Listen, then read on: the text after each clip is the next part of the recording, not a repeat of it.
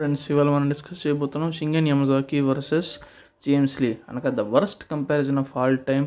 ఎందుకన్నా మీకు video ending కల్లా తెలుస్తుంది. ఫస్ట్ మన అలవాటు ప్రకారం స్టాట్స్తో స్టార్ట్ చేద్దాం. Shingen Yamazaki height 7 feet 2 inches, black bones ఉన్న UY and TY mode physique పిక్చర్లో చూడొచ్చు. ఇంకా James Lee height 6 feet 3 inches, perfect physique ఉందో లేదో కరెక్ట్ ఐడియా లేదు, కానీ పైగా మాస్టరీ విషయానికి వస్తే షింగన్ దగ్గర ఎటైనా ప్రీ జనరేషన్ ఫైటర్ కాబట్టి ఎండ్యూరెన్స్, స్ట్రెంగ్త్, ఇంకా స్పీడ్ ఒక మాస్టర్ ఉండే ఛాన్సెస్ ఉన్నాయి. మనకి కన్ఫర్మేషన్ లేదు, కానీ జేమ్స్ దగ్గర స్పీడ్, స్ట్రెంగ్త్, ఇంకా టెక్నిక్ ఒక మాస్టరీ ఉన్నాయి.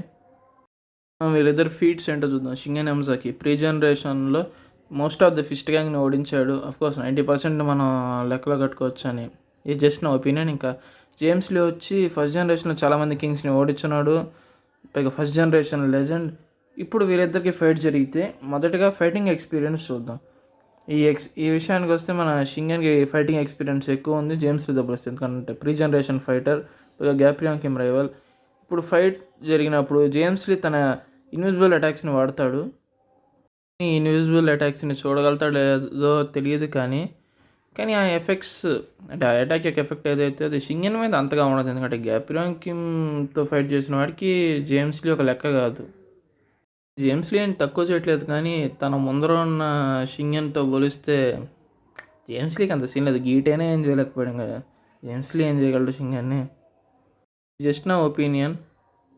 ఒకవేళ షింగన్ కానీ అల్ట్రా ఇన్స్టింక్ట్ బదులు ట్యూఐ ట్రూ అల్ట్రా ఇన్స్టింక్ట్ లేకపోతే అఫ్కోర్స్ వెళ్ళేంత సీన్ ఉండదని నేను అనుకుంటున్నా. పొరపాటున మన జేమ్స్ లీ కర్మ ఖాళీ వెళ్తే ఖతం, bye bye, tata, good boy, Gaya.